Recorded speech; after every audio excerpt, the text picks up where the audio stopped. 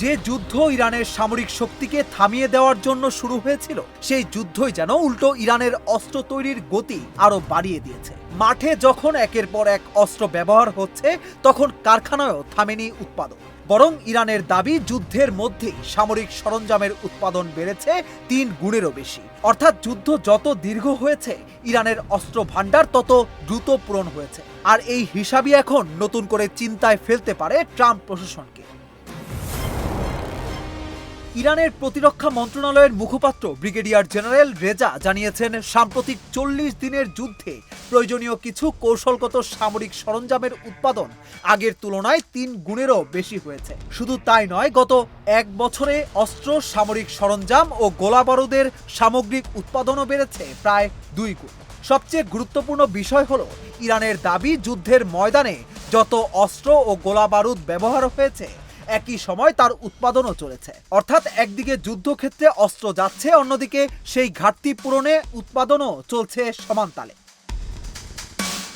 আর এখানেই ইরানের প্রতিরক্ষা কৌশলে বড় পরিবর্তন। ইরানের প্রতিরক্ষা মন্ত্রণালয়ের ভাষ্য অনুযায়ী, বর্তমানে দেশটির সামরিক সক্ষমতাকে 1980-এর দশকের 8 বছরের যুদ্ধের সময়কার সক্ষমতার সঙ্গে তুলনাই করা যায় না। দেশীয় প্রযুক্তি, নিজস্ব উৎপাদন ব্যবস্থা এবং সারা দেশের বিস্তৃত উৎপাদন নেটওয়ার্ককে এর পেছনে বড় কারণ হিসেবে দেখানো হয়েছে।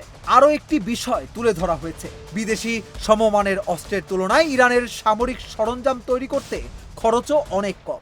ফলে যুদ্ধ যত দীর্ঘ হবে, শুধু অস্ত্রের ব্যবহার নয়, অস্ত্র উৎপাদনের সক্ষমতাও যুদ্ধের ফল নির্ধারণে বড় ভূমিকা রাখতে পারে।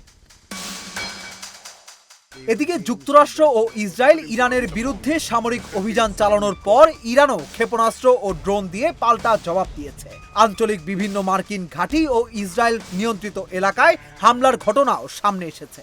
আর এখন ইরানের প্রতিরক্ষা মন্ত্রণালয় বলছে, এই সংঘাতের মধ্যেই তাদের সামরিক উৎপাদন ব্যবস্থা আরও শক্তিশালী হয়েছে। এ কারণেই 3 গুণ উৎপাদনের এই তথ্য শুধু একটি পরিসংখ্যান নয়, এটি এমন একটি বার্তা যেখানে ইরান দেখাতে চাইছে, যুদ্ধের চাপ তাদের উৎপাদন থামাতে পারেনি, বরং যুদ্ধের ময়দানে অস্ত্র যত ব্যবহার হয়েছে, পেছনে তার উৎপাদন তত দ্রুত বাড়ানো হয়েছে। তাহলে সংঘাত আবার দীর্ঘ হলে পরিস্থিতি কোন দিকে যাবে? ইরানের দাবি, যদি বাস্তব উৎপাদন সক্ষমতার প্রতিফলন হয়, তাহলে সামনে হয়তো শুধু অস্ত্রের লড়াই নয়, কে কত দ্রুত নিজের অস্ত্র ভান্ডার পূরণ করতে পারে, সেই লড়াইটাও আরও গুরুত্বপূর্ণ হয়ে উঠবে। আর ঠিক সেখানেই লুকিয়ে আছে সবচেয়ে বড় প্রশ্ন, ইরানকে দুর্বল করতে যে যুদ্ধ শুরু হয়েছিল, সেই যুদ্ধই যদি ইরানের সামরিক উৎপাদন আরও কয়েক গুণ বাড়িয়ে দেয়, তাহলে পরবর্তী সংঘাতে আসলে কার হাতে থাকবে বড় সুবিধা?